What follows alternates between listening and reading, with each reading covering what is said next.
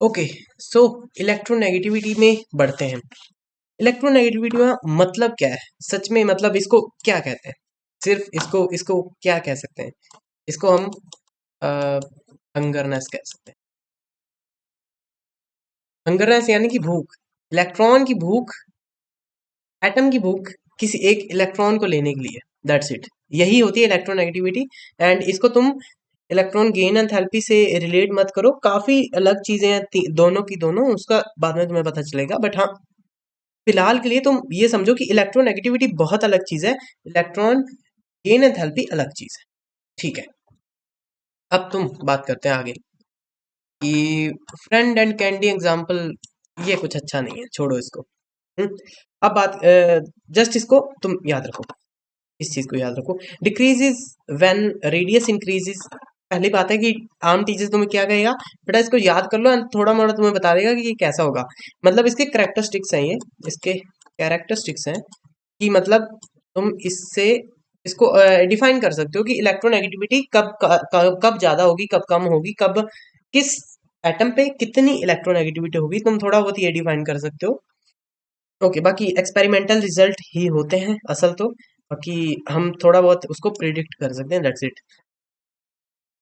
अब देखते हैं कि डिक्रीजेस व्हेन रेडियस इंक्रीजेस, पहला पॉइंट। उसके बाद increases when positive charge on an atom, increases with positive charge on atom, okay, and electronegativity increases with z effective increases।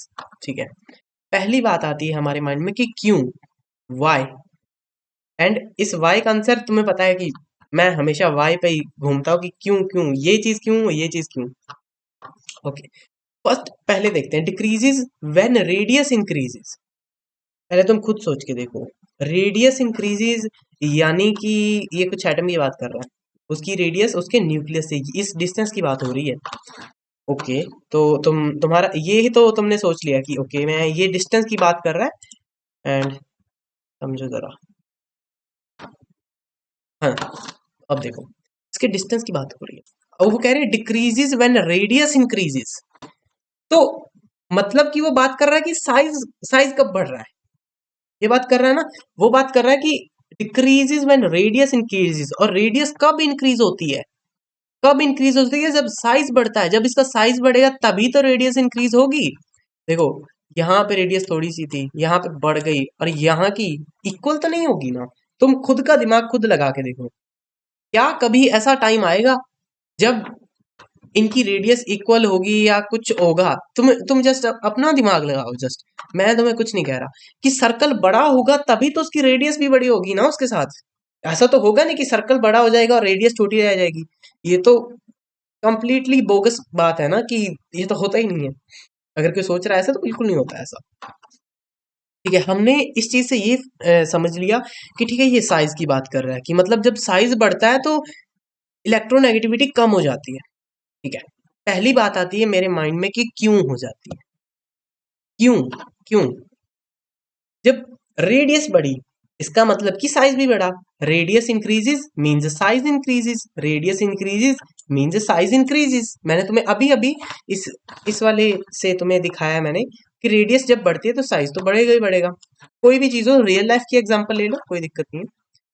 And when size increases, जब size बढ़ेगा, then electron go far from its nucleus. समझे? Electron अपने nucleus से दूर चला जाता है। क्यों चला जाता है, ये भी मैंने तुम्हें पिछले लेक्चर में अभी बता के रखा है। समहाउ वो स्टॉप हो गया था, बट हाँ, फिर से रिकॉर्ड कर रहे हैं इस चीज को। Okay, and have less pull, so electronegativity is decreased. ठीक है, पहले तो मैंने तुम्हें अच्छे से, अभी तक मैंने तुम्हें इलेक्ट्रोनेगेटिविटी का कोई भी एसेंस कुछ नहीं बताया। कि मैंने तुम्हें यही बताया कि हंगरनेस, किसी भी इलेक्ट्रॉन, किसी भी एटम को भूख होती है, किसी भी एक एटम की, एटम को इलेक्ट्रॉन की। इन दोनों में काफी कंफ्यूज हो जाता है, बार बार बोलना पड़ता है इस चीज को बार बार, दैट्स इट। तो इलेक्ट्रोनेगेटिविटी मैंने तुम्हें अच्छे से अभी तक नहीं समझाया, पर मैं तुम्हें इसकी करेक्टरिस्टिक्स समझाते समझाते ही तुम्हें समझ जाएगा कि इलेक्ट्रोनेगेटिविटी क्या है। That's my power, powers.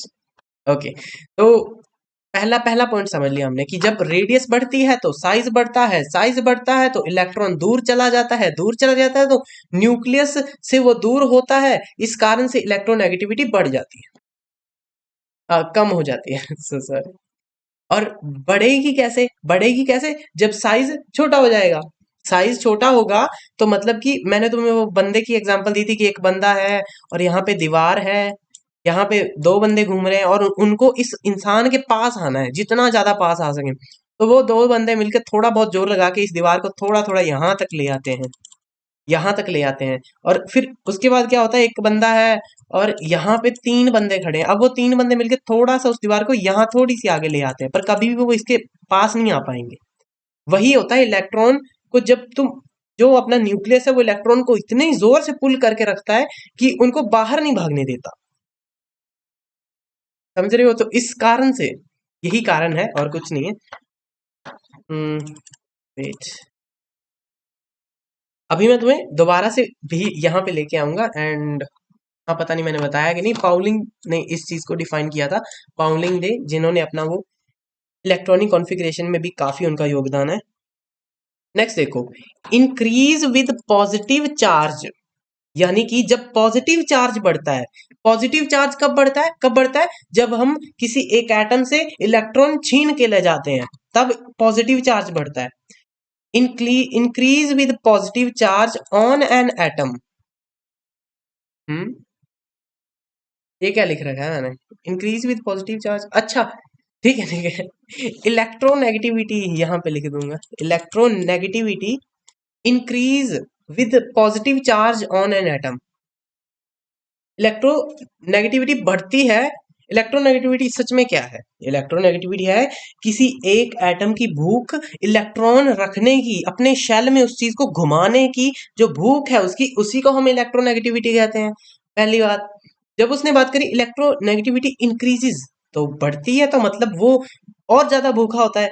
With positive charge on an atom, positive charge कब होता है एक एटम पे, जब हम उससे इलेक्ट्रॉन छीन के ले जाते हैं, तो उस पे पॉजिटिव हो जाता है और उसको क्या करना है, उसको अपने शेल पूरा करना है। अगर वो शेल पूरा कर लेगा तो वो स्टेबलाइज हो जाएगा, और अगर वो नहीं कर पाएगा तो रिएक्टिव हो जाएगा। समझ गए? तो सब चीजें इंटरलिंक्ड हैं एक दूसरे से। अगर तुम्हें एक नहीं समझ आई तो आगे की नहीं आएंगी बेटा, मेरे साथ पढ़ोगे तो आ जाएंगी। ठीक है, तो तुम्हें ये पॉइंट तो क्लियर हो गया होगा कि decreases with radius increase, radius बढ़ेगी तो साइज बढ़ेगा, साइज बढ़ेगा तो इलेक्ट्रॉन दूर चले जाएंगे, दूर चले जाएंगे तो इंटरन्यूक्लियर जो इंटरेक्शंस होती हैं वो नहीं हो पाएंगी, इस कारण से इलेक्ट्रॉन को खींचने की टेंडेंसी न्यूक्लियस के पास कम हो जाएगी, इस कारण से इलेक्ट्रोनेगेटिविटी कम हो जाएगी, गिर जाएगी। Let's it. आगे देखो, electronegativity increases with positive charge on an atom. Electronegativity बढ़ जाएगी जब पॉजिटिव चार्ज होगा एक एटम पे। मैं इस चीज पे बहुत ज्यादा तुम्हें बार बार समझा रहा हूँ कि इस चीज को प्लीज समझो, अगर नहीं समझोगे तो समझ नहीं आएगा, क्योंकि इलेक्ट्रोनेगेटिविटी का काम बहुत ज्यादा है आगे, हाइब्रिडाइजेशन एंड रेजोनेंस वगैरह, उससे पहले भी तुम्हें ये चीज आनी चाहिए। वो कह रहा है पॉजिटिव चार्ज जैसे जैसे बढ़ता जाएगा इलेक्ट्रोनेगेटिविटी भी बढ़ती जाएगी। एंड ये सच्ची बात है ना, पॉजिटिव चार्ज तुमने बढ़ाते गए मतलब तुम उस एक एटम से इलेक्ट्रॉन छीनते गए, तो उसकी भूख बढ़ती जाएगी कि मुझे एटम को चाहिए इलेक्ट्रॉन्स, ताकि वो खुद को स्टेबल कर सके, ताकि वो मोह माया से ऊपर उठ सके। Okay, that's it. तो समझ गए होगे इसको। थोड़ा सा इसका जो एक्सप्लेनेशन मैंने लिख रखा है कि positive means it's desperate to get electron, it's self explanatory that atom would be electronegative, electronegative, okay okay, electronegative है इसका मतलब, ठीक, नेगेटिव। ओके, आगे देखो, आगे क्या पॉइंट क्या कहता है, electronegativity increases with Z effective increases. ठीक है, तुम पहले अपने माइंड में रोको, सुनो इस चीज को, ऐसे सोचो जरा। इलेक्ट्रोनेगेटिविटी बढ़ी है जब जेड इफेक्टिव बढ़ा है। ओके, पहले बात मेरे माइंड में ये है कि जेड इफेक्टिव बढ़ा है, और अब मैं सोच रहा हूँ कि जेड इफेक्टिव कब बढ़ता है। जेड इफेक्टिव बढ़ता है जब मैं पीरियड के अलॉन्ग भागता हूँ, जब मैं सीधा सीधा भागता हूँ, hydrogen helium lithium beryllium boron carbon nitrogen oxygen fluorine neon sodium magnesium, ऐसे तरीके से, समझे? तो जब मैं फर्स्ट पीरियड के अलॉन्ग भागूंगा तो पहले वाले की जेड इफेक्टिव थोड़ा होगा, उसके आगे वाले का ज्यादा होगा। जब मैं सेकंड पीरियड के तरफ भागूंगा तो पहले वाले का कम होगा, उसका उससे ज्यादा, उसका उससे ज्यादा। समझ गए होगे? अगर तुमने मेरा जेड इफेक्टिव वाला पढ़ रखा है ना, तो तुम्हें तो इसमें कोई दिक्कत ही नहीं आएगी, कोई दिक्कत नहीं आएगी इसमें। मैंने तुमसे बात कर रखी है कि जब तुम इस साइड जाते हो तो साइज जो है डिक्रीज हो जाएगा। मैंने साइज डिक्रीज की तुम्हें बात अभी तक नहीं करी थी, बट अब बता रहा हूँ, क्योंकि अब तक मैंने तुम्हें शील्डिंग के बारे में काफी चीज बता दी है, और मैंने तुम्हें बता दिया कि जो इलेक्ट्रॉन है, जो एटम है, वो इलेक्ट्रॉन्स को खींच के रखेगा अपने पास, बहुत ज्यादा ऐसे जोर लगा के रखेगा। तो तुम्हें अब समझ आ जाएगा कि साइज कम ही क्यों होता है जब तुम इस साइड सीधे सीधे जाते हो, और जब तुम नीचे जाते हो तो साइज बढ़ता जाता है। तो वो भी समझाऊंगा, बट हाँ, धीरे धीरे छोटी छोटी सीढ़ियों से बिल्ड करते करते मैं तुम्हें ऊपर लेके जा रहा हूँ। देखो, जब तुम अलोंग द पीरियड जाते हो तो क्या होता है, size does not change. Size does not, गलत लिख दिया मैंने। साइज चेंज होता है, क्या होता है, साइज कम होता जाता है, साइज कम होता जाता है। इस कारण से electron pull by nucleus is increased, और इंक्रीज तो होगा ही ना, क्योंकि साइज कम हो गया तो इलेक्ट्रॉन पास पास आ गए, और अब इलेक्ट्रॉन्स को न्यूक्लियस खींच रहा होगा, तो अब वो जोर लगा के खींचेगा उनको, और जोर लगा के खींचेगा। ठीक है, तो that's the reason why Z effective increases. तो वही रीजन है कि जेड इफेक्टिव क्यों बढ़ता है। अगर तुम्हें जेड इफेक्टिव का नहीं पता तो प्लीज मेरा जेड इफेक्टिव वाला देख के आओ, मैं इतने अच्छे से वो चीज पढ़ा रखी है ना। मे बी स्क्रीनिंग या शील्डिंग ऐसा कुछ लिख रखा था मैंने लेक्चर में, देख लेना। उसका थंबनेल है कुछ, आई डोंट नो, याद नहीं मेरे को। Atom wants to fill its most outer most shell. तुम्हें मैंने अभी भी बताया थोड़े टाइम पहले, पिछले लेक्चर में भी, कि एटम जो है उसको अपना आउटर मोस्ट शेल भरना है। आउटर मोस्ट शेल क्यों भरना है? क्योंकि उसको स्टेबल होना है। और स्टेबल क्यों होना है? क्योंकि उसको स्टेबिलिटी गेन करने से उसको शांति मिलेगी। बस जस्ट तुम इस तरीके से समझ सकते हो कि उसके बाद उसे कोई भी ऐसा नहीं होगा कि उसका इलेक्ट्रॉन भाग जाएगा। इलेक्ट्रॉन्स को, एटम्स को यही डर है कि उनके इलेक्ट्रॉन्स भाग ना जाए, तो अगर वो स्टेबल हो जाते हैं तो उनके इलेक्ट्रॉन्स भागते नहीं। That's it. और उनको उनको होल्ड करके भी नहीं रखना पड़ता है, वो शांति से भी बैठ सकते हैं, इलेक्ट्रॉन खुद ब खुद उसके आसपास घूमते रहेंगे। इतना समझ गए? Atom wants to fill its most outermost shell, so it's desperate to get electron। मैंने तुम्हें बता दिया कि इलेक्ट्रॉन उसे क्यों चाहिए। It means atom is hungry for atom is hungry for electron, so this means electron negativity would increases too। समझ गए होगे तुम कि अगर एटम कि उसको अपना शेल पूरा करना है, तो मतलब वो भूखा है, उसको शेल पूरा करना है, इसका मतलब उसके पास नहीं है, तभी तो उसको शेल पूरा करना है अपना। तो अगर उसको अपना शेल पूरा करना है तो मतलब वो भूखा है। अगर वो भूखा है तो इसका मतलब कि इलेक्ट्रोनेगेटिविटी है, उसके अंदर इलेक्ट्रोनेगेटिविटी है।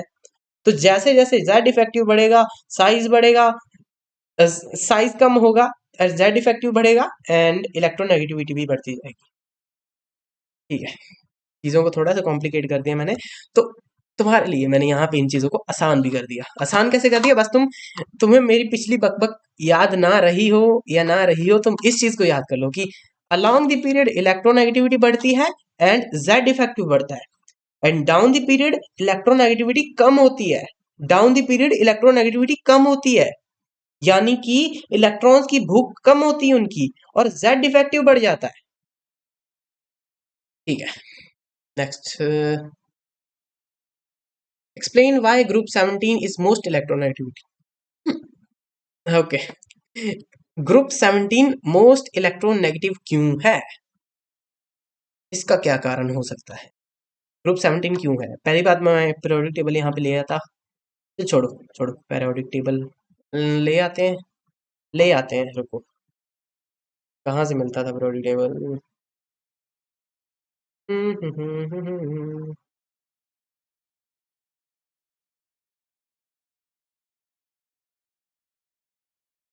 ये रहा।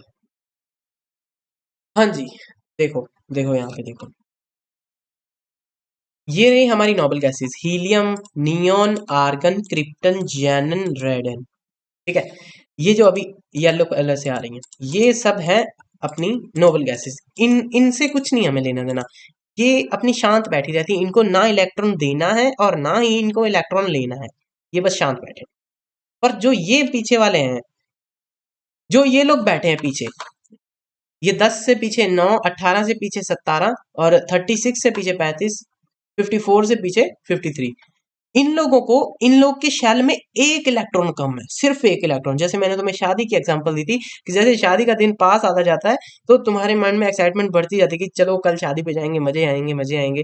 और फिर वो एक दिन जब लास्ट में रह जाता है तो तुम्हें लगता है कि अरे खत्म क्यों नहीं हो रहा, जल्दी खत्म हो। समझे? तो वही है इन फ्लोरीन का। फ्लोरीन को चाहिए कि बस मेरे पास एक इलेक्ट्रॉन आ जाए और मेरी जिंदगी संवर जाएगी, मेरी जिंदगी संवर जाएगी, मुझे फिर उसके बाद कोई मेहनत करने की जरूरत नहीं है। ठीक है, पर क्या ऐसा होता है? देखते हैं कभी होता है कि नहीं होता है। हमारी लाइफ में अभी तक तो ऐसा नहीं होता नॉर्मल लोगों की। तो इनका क्या है, इनको एक एक इलेक्ट्रॉन चाहिए है। Fluorine, chlorine, bromine, iodine and एस्चलाइन, क्या नाम है इसका भाई, मेरे को नहीं समझ। आयोडीन तक मेरे को काफी पढ़ा हुआ है मैंने। ठीक है, फ्लोरो क्लोरो ब्रोमो आयोडीन को कह लेते हैं। तो इनके पास एक एक इलेक्ट्रॉन कम है, तो इनको अपना शेल पूरा करना है, इस कारण से ये सबसे ज्यादा इलेक्ट्रोनेगेटिव है। समझ गए होगे तुम? जैसे मैंने कहा कि मैं अलोंग द पीरियड जब मैं मूव करता हूँ तो मेरी इलेक्ट्रोनेगेटिविटी बढ़ती है। यहाँ कम होगी, यहाँ थोड़ी ज्यादा, यहाँ ज्यादा ज्यादा ज्यादा ज्यादा होती जाएगी, और यहाँ सबसे ज्यादा। और यहाँ तो जीरो ही है, यहाँ तो जीरो ही है, इनके ग्रुप 18 तो जीरो ही है। और जब मैं नीचे आता हूँ तो इलेक्ट्रोनेगेटिविटी कम होती जाती है। तो यानी कि मैं अगर यहाँ से सीधा जाऊं तो फ्लोरीन फुल है, फ्लोरीन के पास सबसे ज्यादा ही। अगर मैं थर्ड पीरियड से जाऊं तो क्लोरीन के पास सबसे ज्यादा है इलेक्ट्रोनेगेटिविटी। अगर मैं फोर्थ से जाऊं तो ब्रोमीन से, और अगर फिफ्थ से तो आयोडीन से। इतना समझ गए तुम? अब देखो, अगर तुम नीचे आते हो, हमने क्या बात करी, नीचे आते हैं तो इलेक्ट्रोनेगेटिविटी कम होती है, इसका मतलब कि फ्लोरीन की सबसे ज्यादा होगी। बिल्कुल सही है। उसके बाद क्लोरीन की, उसके बाद ब्रोमीन की, उसके बाद आयोडीन की। कोई गलत बात इसमें नहीं है। तो उन्होंने यही तो कहा था कि explain why group 17 is most electronegative, क्योंकि उनके पास एक ही इलेक्ट्रॉन कम है और उसको एक ही इलेक्ट्रॉन चाहिए, एंड बस उसको एक इलेक्ट्रॉन चाहिए, इस कारण से वो मोस्ट इलेक्ट्रोनेगेटिव। That's it. ठीक है। हाँ, तो मैंने ये लिख रखा है ना यहाँ पे, please note down that noble gases have zero electronegativity.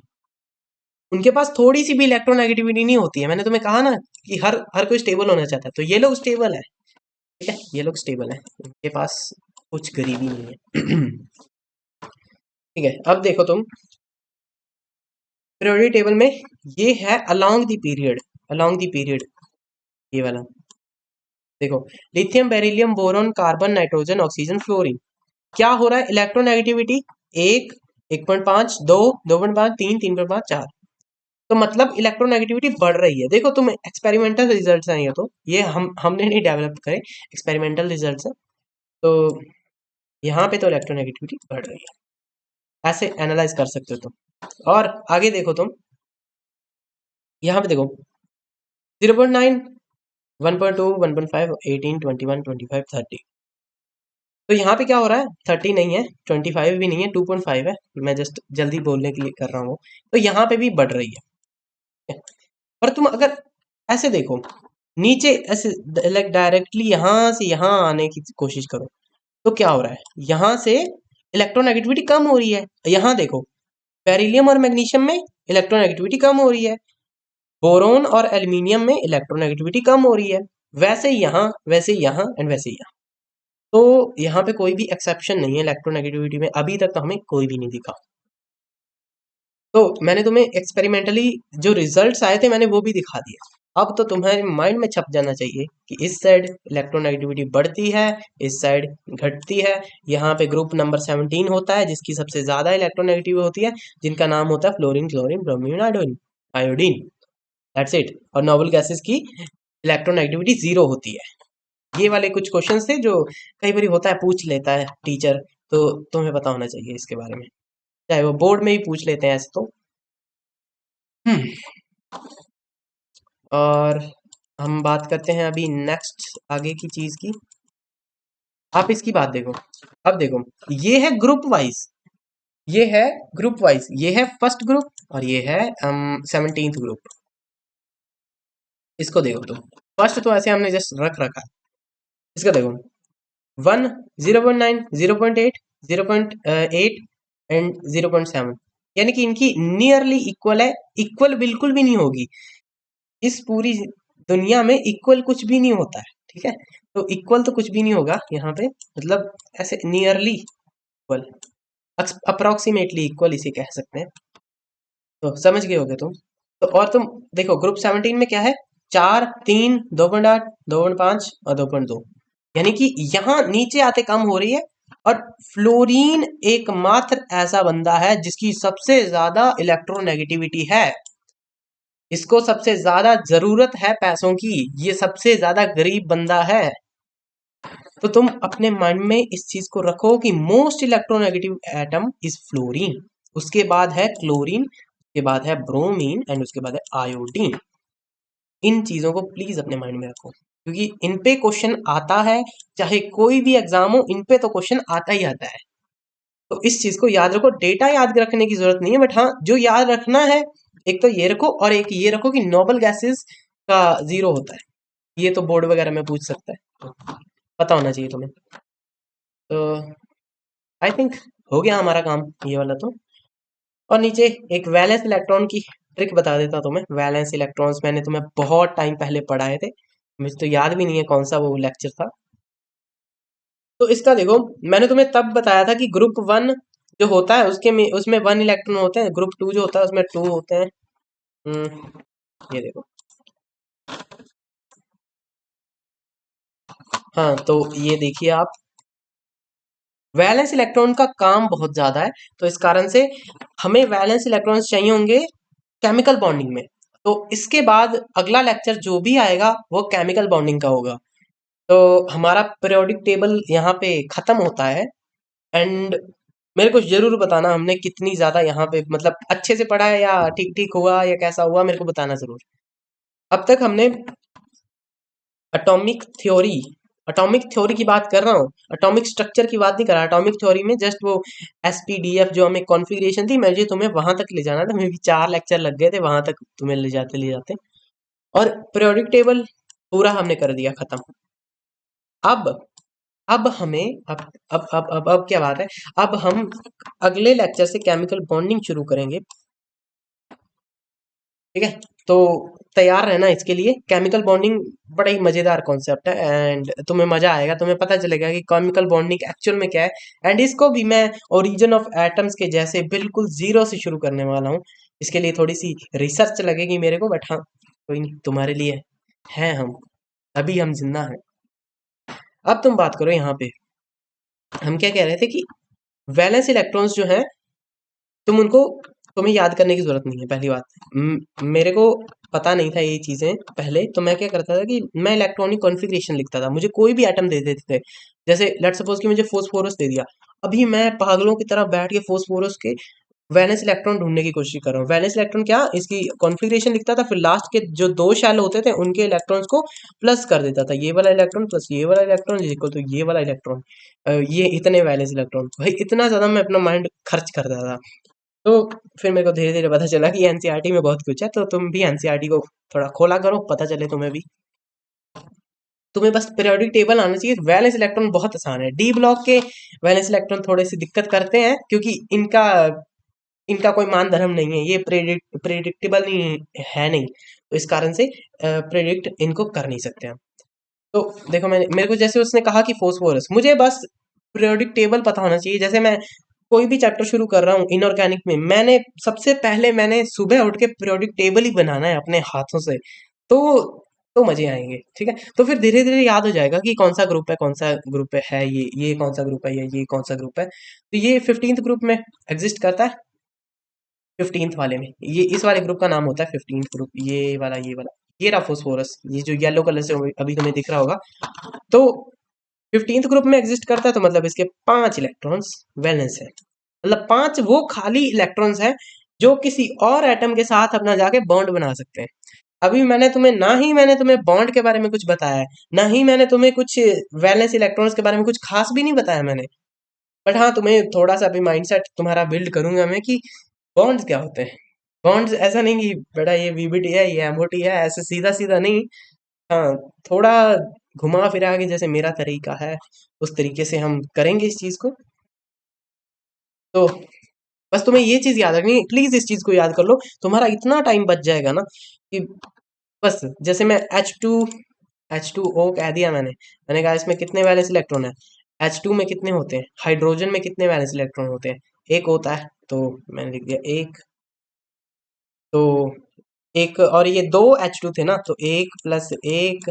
और ऑक्सीजन में कितने होते हैं, ऑक्सीजन है 16वें नंबर पे, 16th वाले पे है, तो यानी कि 16th ग्रुप में है, तो यानी कि इसमें प्लस में 6 कर दो, तो 8 वैलेंस इलेक्ट्रॉन है इसमें H2O में। तो मेरा मन तो नहीं है तुम्हें वैलेंस इलेक्ट्रॉन पे कुछ भी क्वेश्चन देने का, बट हाँ तुम खुद बना सकते हो क्वेश्चंस, कोई दिक्कत नहीं है, इतने तो बड़े हो गए हो, बच्चे तो रह नहीं गए कि क्वेश्चंस बना के दिए जाएं तुम्हें। तो आई थिंक यहीं तक था हमारा सफर इस पीरियोडिक टेबल नाम के चैप्टर में, कि आगे हम शुरू करेंगे केमिकल बॉन्डिंग,